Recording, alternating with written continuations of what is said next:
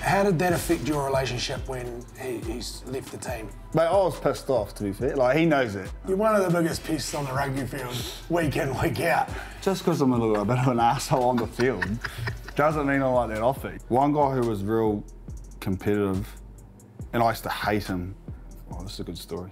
I had a meeting with Jamie J to go to Landers. Oh, what could it be? Because I did feel sorry for him, mate. Like, he was a Hurricane legend, and I'm sure if we look back, we could have done things better the way that those senior boys were handled. Mate, I'm not going to that meeting. Like, you can get stuff, but he's like, oh, buddy, Ricky Stewart's coming in.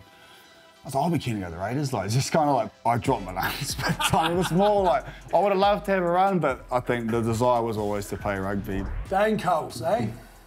You've come to the end of the road, I suppose. Not quite at the end of the road, but it's certainly there. Reflecting on that, 2007, you started with the Canes. What's the journey been like to get to this point for you? If I'm honest, Wheels, it's been a bit of a roller coaster, but I don't reckon I would have had it any other way, to be fair. I feel very lucky and honoured to be given the opportunity that I've had to play for teams that I've admired from afar as a kid, and yeah, I reckon I've had one of the best jobs ever, to be fair. But yeah, it's been awesome, mate. I've been very lucky, and the kind of ends in sight. But hopefully I've got a few more games on the leagues to keep me going. Plenty more in those cows, mate. Plenty more in those cows. I want to talk about the different eras, because you have been through, a lot of cycles through not only Wellington, the Hurricanes, All Blacks, but what have you noticed in terms of the change in New Zealand rugby through your time in the Hurricanes jersey? I think early on it was all like I felt like the players or the senior boys probably run the team, and like with Coops, he was like a bit of a facilitator, and it kind of worked good for those lads. And like what it was like, Wills, you had to get in and shut your mouth, work hard and kind of earn your teammates' respect. I think the respect factor is still probably there, but I feel like, yeah, it was probably a good season before you could probably connect with the senior boys, mate. And I actually loved it, like guys like Horry and Tialata and Johnny Swalger. I just wanted to, I was just so desperate to kind of earn their respect, so I just put my head down and worked my ass off. And I think as time's gone on, it's probably the senior boys connecting with the young boys a little bit more, and I suppose probably just getting to know them and then bringing them with us. But yeah, I feel very honoured that I got to go through the early eras of those hard men. It was cool, really enjoyed it. I want to take you back to your debut game for the Canes. Can you talk to me? You probably, it's a wee while ago now, Coles, so you're going to have to go way back in that back. But can you remember the week, and can you remember how you were feeling going into your first game for your beloved Hurricanes? Yes, I can remember it. So Horry was actually out coming back from a shoulder injury, so I think I got told pretty early I was starting.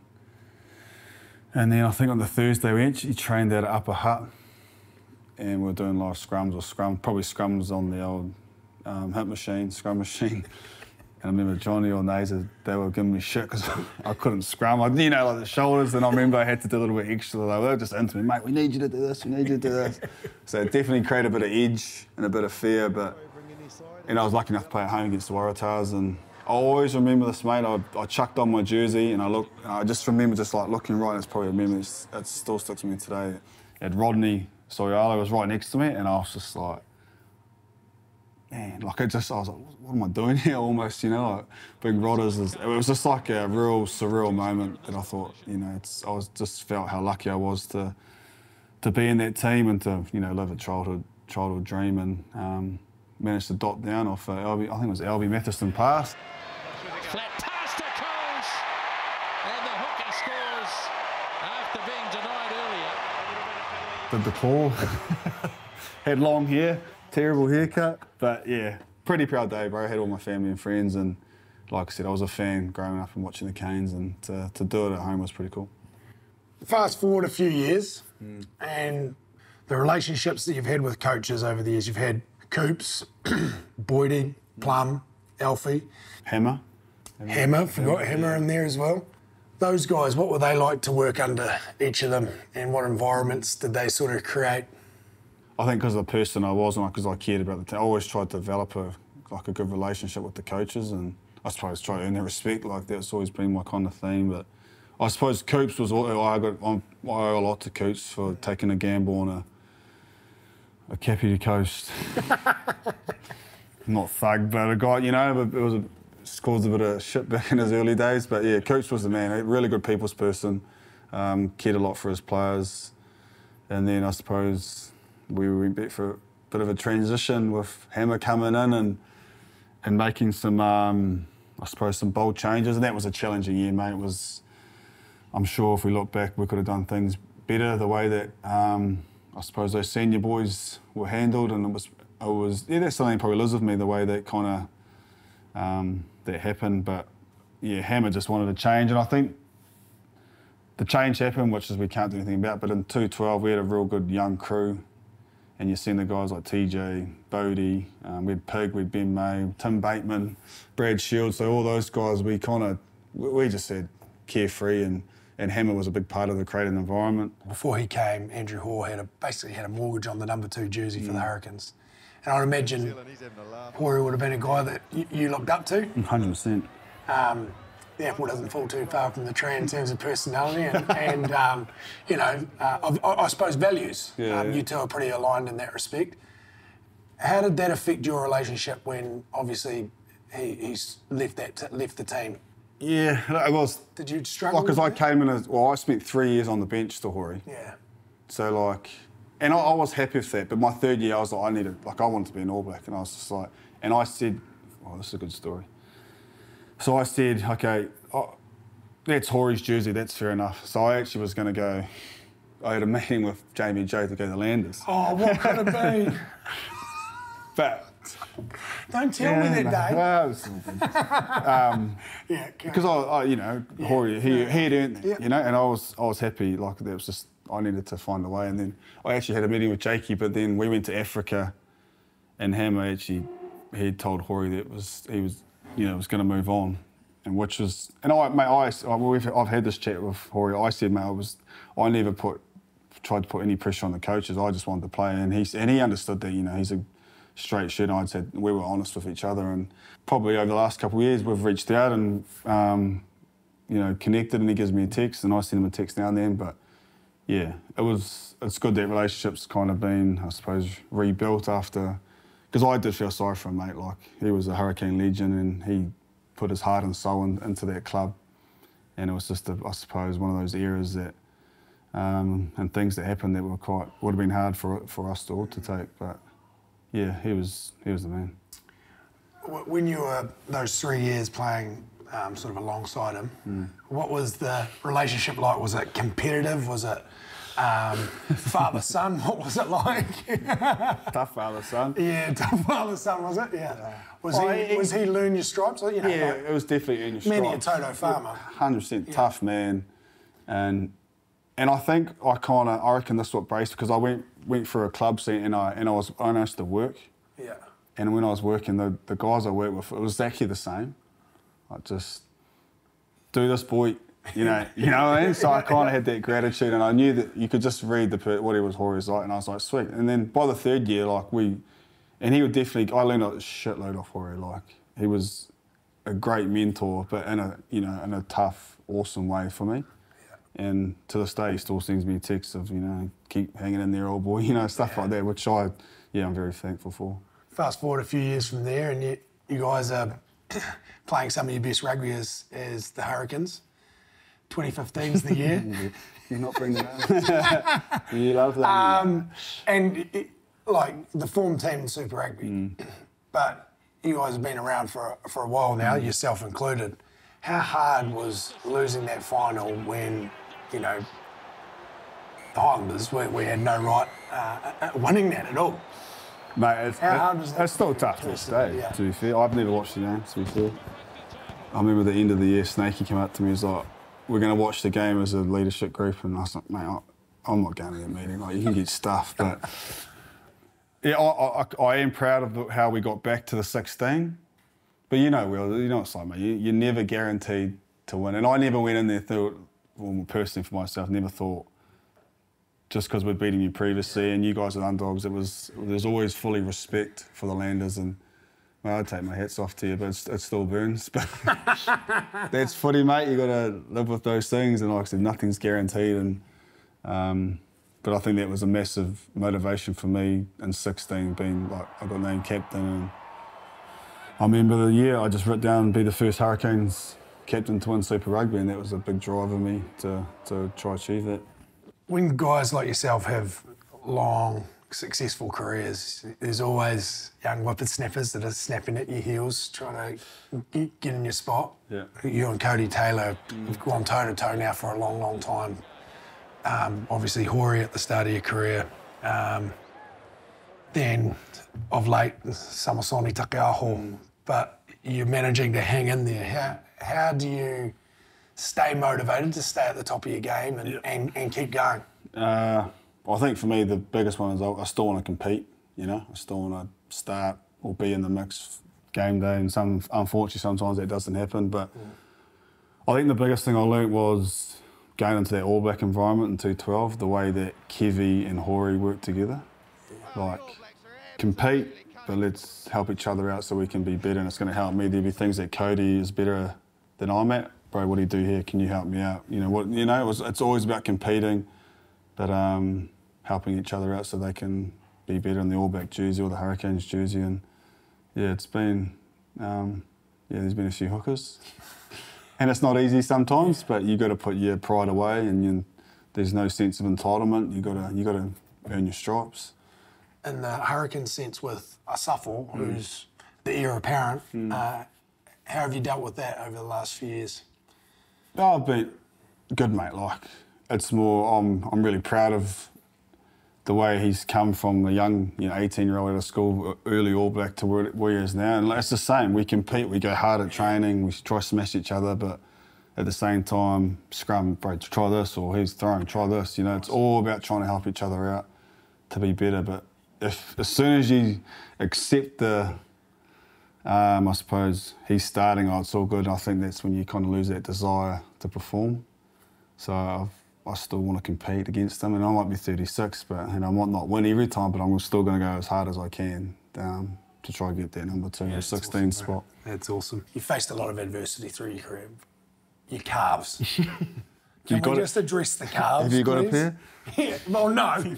Have you seen my calves? No, there's not even any sort of definition, so I can't help you out there. That's probably why I never tore one. Yeah. But, gee, man, like... Well, they reckon this is like the physios, because they reckon I'm a little bit explosive. No, you are. This is honestly, like, I'm not pissing in your pocket. So, and because I scrum, like, you're all over the show, so they said sometimes they can't bloody contain the load, and so, mate, I reckon I've done probably 1 million calf raises in my life, so I'll be happy to see the back end of them, but it is what it is. Like, I've tried everything, I've reached out, and they're going all right this week, so I'll take that. But yeah, they've been got a bit of pop in them. Yeah, they've been a bit of a problem, but yeah, it's just what it is. Your other passion, you have other passions outside of rugby, obviously, and one of those is rugby league. Rugby league. And the Warriors, the Wars. Was there ever a desire to maybe play the 5-tackle kick code? There was one time, so we had a liaison officer who's from Canberra, and he used to help out the ABs and the Hurricanes, actually, and he's good mates with Ricky Stewart. So Ricky Stewart come into the All Black environment, and this guy, McGarry, he's like, buddy, Ricky Stewart's coming in. I was like, I'll be keen to go to the Raiders, like, just kind of like playing along. He's like, you sure? He's like, yeah, no, I'll be keen. I was like, yeah, tell him to ring me. But, and he rang in Dunedin, and I didn't actually answer. It was like a random Aussie number, and then McGarry, mate, Ricky wants to ring you. He wants to talk about maybe transferring to league. And I think that might have been like a phase. I was thinking about signing him back to rugby, but I dropped my nose back time. It was more like I would have loved to have a run, but I think the desire was always to play rugby. But when I heard he was going to ring my freak down, I was like, oh, no, mate, I'm just about to sign with New Zealand Rugby. I talk too much, but he came in to bite me in the back of the backside. What would you play? Maybe second row, maybe like a Ken. I love Kenny Bromwich, he's the man, so maybe like that. Yeah. But yeah, my dad played it locally, so it was always a big passion of mine growing up. Ever tempted to head offshore? You obviously didn't want to do the league thing, but was there ever any temptation or desire to go overseas? I think after World Cup, 19, like, obviously lost. I just came in a bit flat into that 2020 season, and then I actually spoke to Alfie. I was like, man, I might be time to call it, you know, I might head overseas. And then COVID happened, and I didn't even put my feelers out. And then all that time at home, and I was just like, and then I think New Zealand Rugby just came calling and said, oh, we're keen to sign you to World Cup, and then that was it. Didn't even really tell my agent to look, but because I get this question a lot. I was always, and everyone's different, like I don't, you know, there's no judgment, but the teams that meant the most to me, the ones I look, you know, the Lions, my club, Paniki, Hurricanes, the All Blacks, that's the only teams I watched growing up, then I had a desire to play for, and that's just, yeah, I always thought if your passion and desire is not in it, it'd be tough for me to kind of commit to a club, so I think that's been a big motivation for me to stay in New Zealand and I've moved back to Kapiti. I love it out here. It's a bit, got kids, 3 boys, so just simple life. And kids are all at school now, so yeah, I'm pretty keen to wrap it up and just play for those teams. No, fair enough, mate. Well, speaking of loyalty, there was obviously one influential Hurricane that left your stable and headed north. I'm still that, man. Yeah, how did you, when that happened, yeah, and you heard about it, what was your initial reaction? How did you actually feel at that time?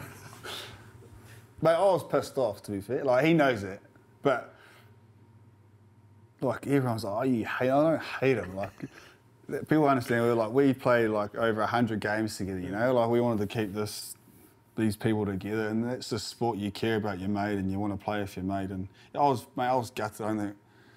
And he knew that, but it was never personal. It was just, you know, it was just the way I'm You didn't want him to go? I didn't want him to go. No way. Like, yeah. Baz is a legend. He's a legend of our Canes club. And when you put those feelings aside and you can see why he moved, it was for family reasons, you know, and he wanted to move for his wife. That I completely understand. And our relationship has not deteriorated because he plays for the Blues, you know, like we're still good mates. But yeah, we were all gutted. People were lying if they didn't say they were bloody pissed off. It's just that yeah, I did definitely state it because we're in the All Black environment, and I was seeing I'd walk the other way. You walk the other way? I'm not ready to talk to you, man. Like, once we kind of cleared the air, sweet as, you know. He's a great man. He's a good man. You are Mr. Niggle, though. Like, you love your niggle. You're one of the biggest pests on the rugby field, week in, week out.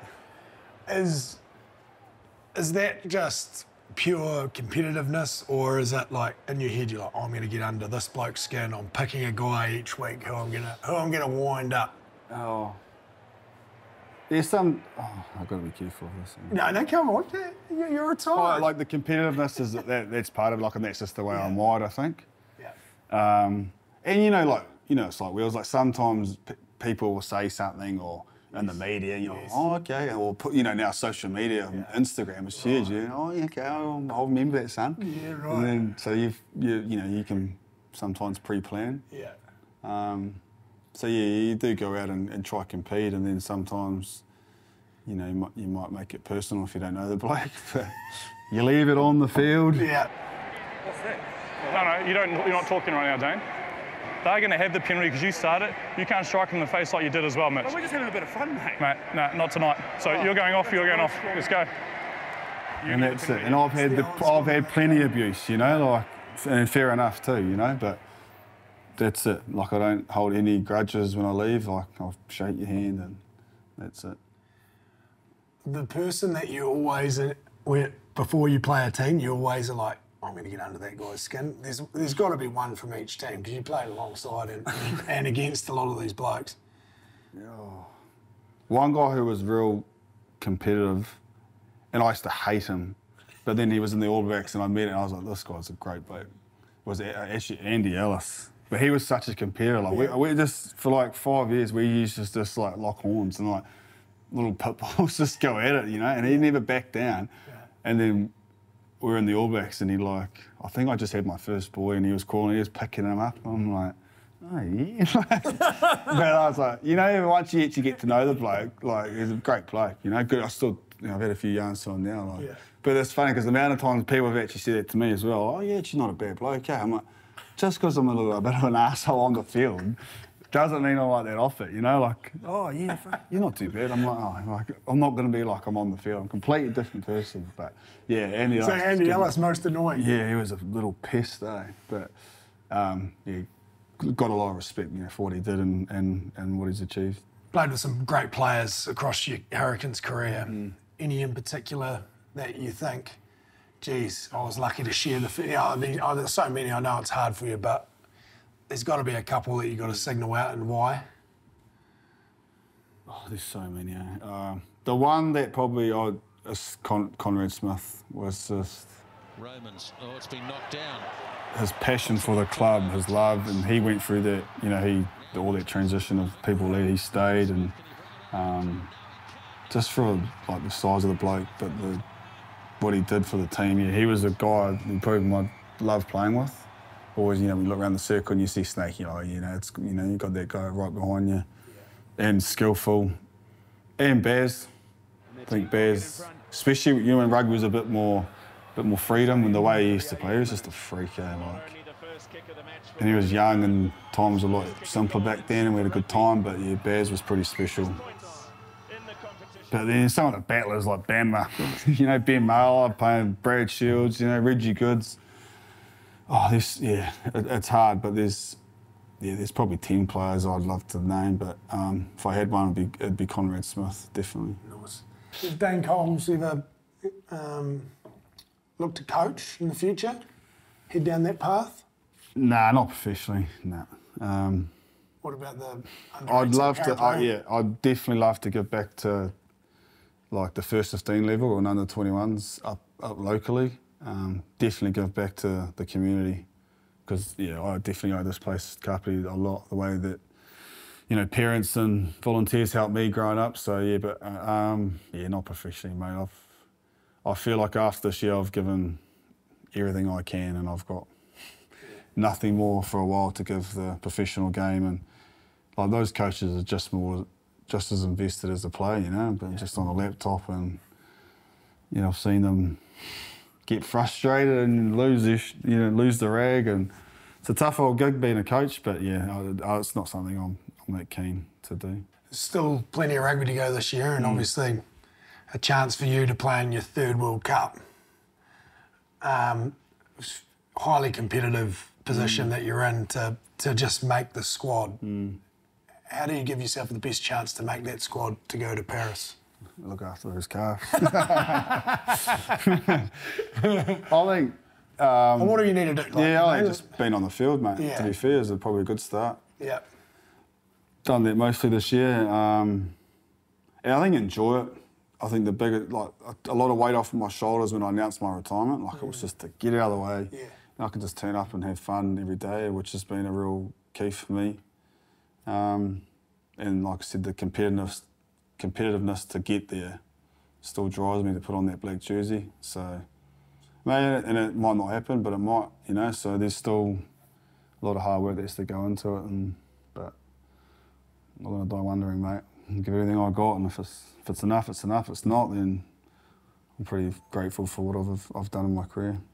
What I can say, mate, is I know from having played against you, you're universally respected, liked, sometimes liked, the majority of the time liked from opposition teams, but you are still, I think, your upbringing and your old school values are still very much current in this environment, and I congratulate you on a stellar career. It's been a pleasure sometimes, again, to play against you, but also to witness you changing the game for hookers and doing it with a lot of integrity, I think humility, and a lot of passion. It's really refreshing, mate. So congratulations. Enjoy the rest of the season. And hopefully, yeah, who knows, a couple of titles and a World Cup would be nice, mate. Cheers, Wills. I Roll on. appreciate it. Enjoy the Appreciate next those chapter. kind words, mate. Good on you, mate. Thanks, mate. Appreciate it. Now you've got to sing Boys to Men. You've come to the end of the road. Dane, No way. you have come to the end. I've seen your bloody kids say, old school values, stay strong. Yeah, stay humble. Good stuff, mate. Cheers, Wills.